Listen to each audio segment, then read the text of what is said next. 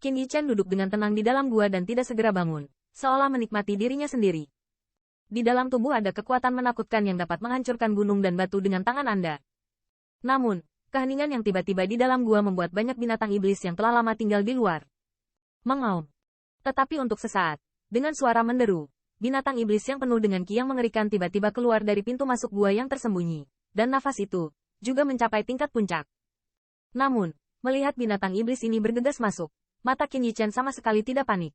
Matanya tiba-tiba terbuka, dan senyuman muncul dari sudut mulutnya. Bang!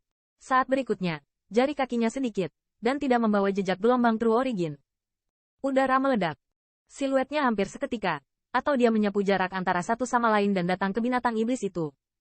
Sosok keduanya tampaknya agak tidak proporsional, tetapi Qin Yichen tidak mundur, tetapi pukulan lembutnya meledak. Hai! Tinju ini, sama sekali bukan gelombang yang kuat, tetapi pada saat dibombardir, binatang iblis dari puncak-puncak mengeluarkan suara mendengus, dan ledakan dahsyat itu pecah menjadi kabut darah, bahkan tanpa jejak daging dan darah. Tinggal.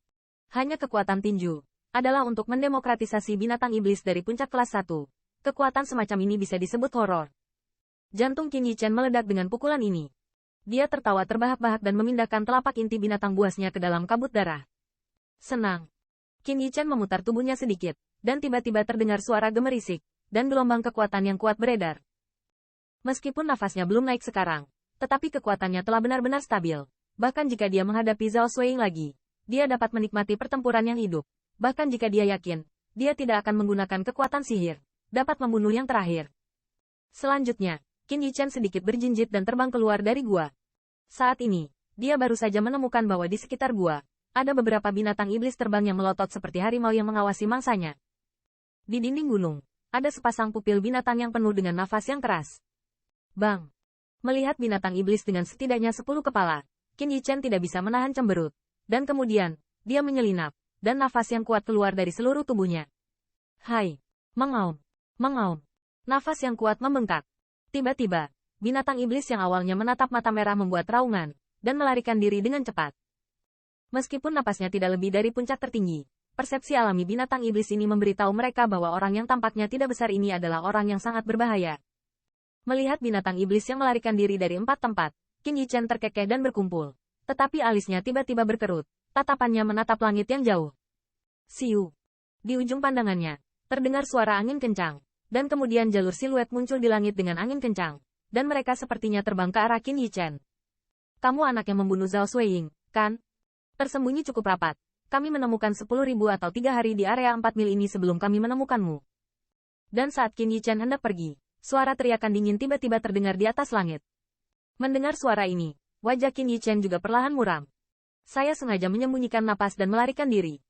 Tidak berharap hanya kelalaian. Saya ditemukan begitu cepat. Dan, pencarian seluas 10.000 mil. Apakah ini energi pembangkit tenaga suci? Apakah mereka orang yang salah? Melihat 4 siluet yang semakin dekat, suara samar Qin Yichen juga terdengar. Kenali orang yang salah? Hehe, Junior. Apakah kamu tidak tahu bahwa pengaruhmu telah menyebar sejauh 10.000 mil ini? Namun, suara mencibir di atas langit tiba-tiba menghancurkan keberuntungan Qin Yichen. Kamu bahkan berani membunuh adik laki-laki tuan kota. Mengapa? Apakah Anda ingin berdebat? Dengan cara ini, kamu tidak terlihat sombong seperti orang-orang sampah. Di antara 4 orang, seorang pria berjubah biru memandang Qin Yichen dengan pandangan bingung. Berkata, yakinlah, Anda tidak akan mati begitu cepat. Kami masih meminta Anda untuk kembali dan menunggu interogasi oleh Tuan Kota. Tuan Kota, apakah Zhao Xue itu benar? Qin Yichen melirik ke 4 orang. Suaranya sangat datar. Kenapa dia tidak datang? HMPH, kamu pikir kamu ini apa? Juga layak untuk penguasa kota? Kamu bisa membunuh Zhao Xueying. Kekuatanmu bagus, tapi kami 4 cukup untuk membunuhmu.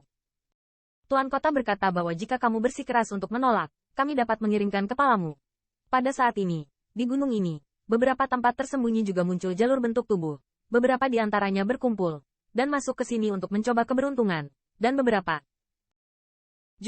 pembangkit tenaga listrik yang menganggur, memasuki pengalaman kedua.